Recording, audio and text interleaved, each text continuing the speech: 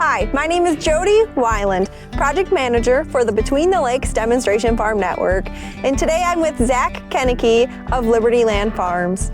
Today we're standing in one of Libertyland's fields where there's a lot of good things happening. And so Zach, we were out in this field earlier in the summer. We had a field day and big event that happened, but can you talk more about what went on and why we're standing in this cover crop field right now? Yeah, so what we have going on here is we have three different strips of a touchdown. It's called the touchdown mix by Short Lane Ag. So it's mixed with, it's got a bunch of clovers in it, rape, ryegrass, turnips, and we are kind of looking at the different rates and how it's doing this time of year.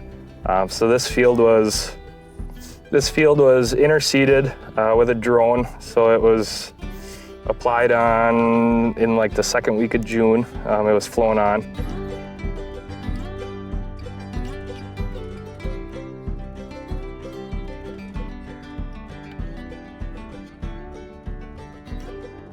And then we harvested this field for corn silage on like September 9th, and then we injected manure on top of it.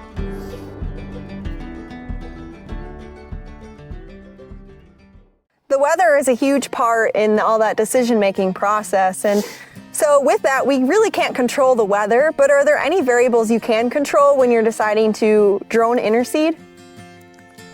Basically timing, rates, species. We wanted to just do kind of a big variety because we haven't done a lot of interseeding.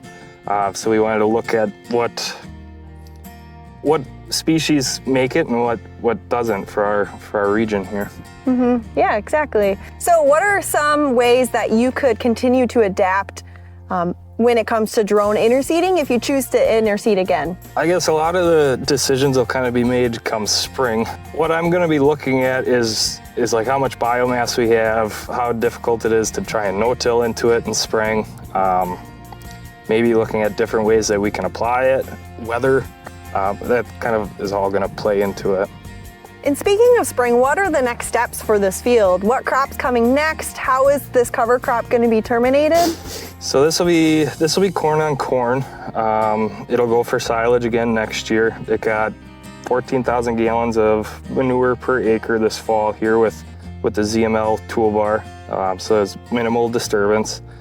When we go into next spring, I guess we'll probably end up VTing everything just because it is a little rough after the ZML came through. So I'm not sure yet. I guess we'll have to see what's here in spring, what didn't overwinter. That'll kind of decide what we're gonna do for a herbicide plan or if just VTing it is gonna be enough to knock down the cover crop or what we're gonna have to do with that. Zach, when we talked in the summer, you had mentioned that drone interseeding might not be the best place for those wanting to start interseeding. Do you still feel that way? And if so, what is a starting place for those wanting to interseed? Yeah, I guess I see some pluses and minuses to just having it drone applied compared to drilling it in. With the drill is going to be more forgiving. So if you don't if you don't time it quite right with rains and stuff like that, or the forecast falls apart on you, I can see that you'd get a better germination rate and a better stand out of it. The drone is a lot easier. We really didn't have to do anything. And you knock over a lot less corn that way. So I guess there's kind of pluses and minuses both ways on it. So in the first video, we talked about some of the soil health benefits of being able to interseed our cover crop in. And what are some of those soil health benefits you've seen this summer and are continuing to see?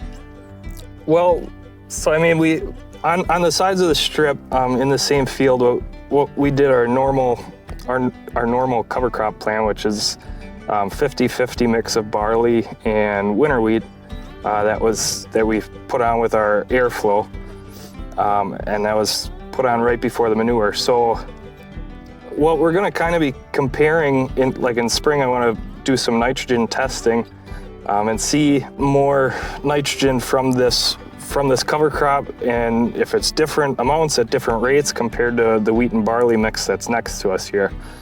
So I guess that's kind of one of the things. We also are kind of looking at how much biomass we have here, and comparing it to the barley, we have a lot more green cover here, so we should see, I would think we'll see less erosion and issues like that.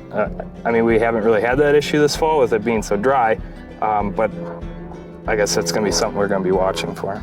Yeah, exactly. And a lot of the farm decisions, you want to plan for them, but they always change. So thanks for taking your time to talk with me today, Zach. And thank you for watching. If you would like to learn more about the Between the Lakes Demonstration Farm Network, visit any of the links on the screen now.